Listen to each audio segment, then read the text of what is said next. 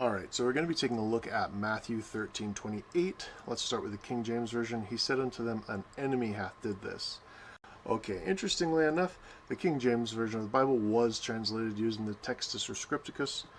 This is going to be the literal standard version of the Bible, and he said to them, a man, an enemy did this. And so you can see if you read through a couple of these, an enemy did this, an enemy did this, an enemy did this, almost all of them omit the word a man, right? Here's Young's literal translation. He saith to them, a man, an enemy did this. But most of the translations, the majority of the translations, have removed the word man, even though if you go here and you look up the same verse, this is the word for man or human being, mankind in ancient Greek. And you can Google that, right? You can copy and paste it and Google it if you want to double check, make sure that's correct. Understanding this theology, it states biblically that some men bear host to the devil and they worship the devil.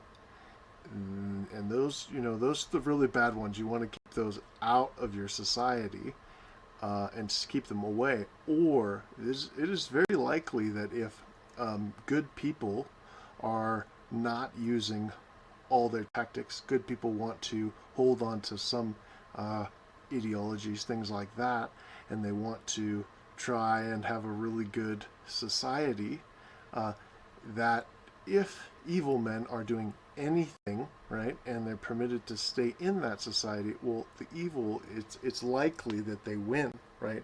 The Bible does not say it's going to be easy fighting the enemy. No, it says that sometimes, right, you see the Israelites throughout the Bible, they are battling. Sometimes they lose against the darkness, right? But when they go in against the darkness with God, they often triumph, right? Almost all the time they triumph. So this presents a theology that pastors don't like, the majority of people don't like. You don't want people sitting next to each other in your church saying, oh, that's the devil there. And then the other one looks back and say, oh no, and it causes conflict. It's not a popular theology. And so many versions of the Bible, please feel free to look how many versions of the Bible remove this word that you can plainly see here. 70-80% of them, they remove it, okay? So understanding that's very important when you're trying to understand what is taking place in Ukraine, right? This is a Google search. What percentage of Ukraine is Christian? 85% of Ukraine is Christian.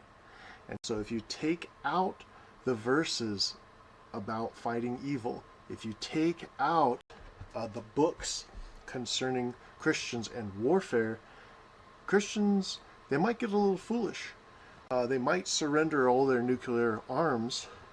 Ukraine used to be one of the top three in the largest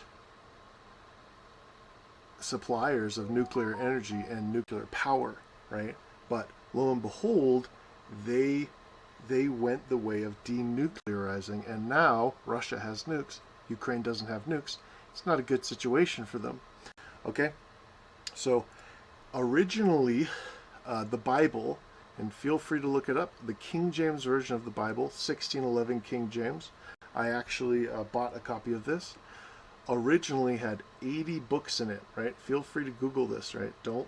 If you're doubting me, Google it yourself, right? Today, they removed some of the books that were less popular. These books contain directions. The Book of Maccabees, it is a book on Christians and war, and how Christians fight war, and how God permits warfare, right? God does not say, I'm going to make life so easy.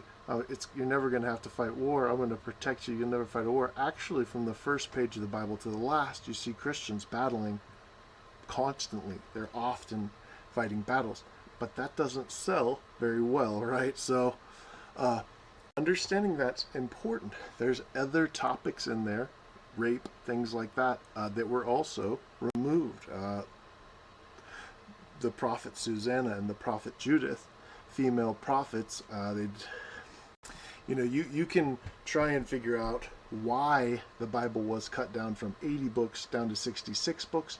Uh, it's easier for the majority of people to read lighter, less graphic books. The book of Maccabees is pretty graphic, so understanding that's important. But understanding that Christians, right, you might want to leave these books in some versions of your Bible, having your church leaders know about them so that they're not touting ignorance and foolish ideologies where you end up surrendering all your weapons and getting conquered. You know, understanding that's very important, right? Christianity is not foolishness, right?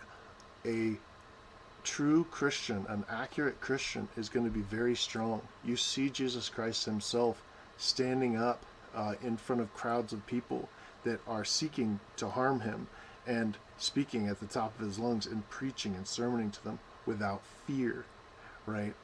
You see Jesus Christ being very, very brave and driving people out of temple courts and turning over tables and leading people in the proper direction, whether that's the popular or politically correct direction. And so understanding this is very important, and it's definitely something that is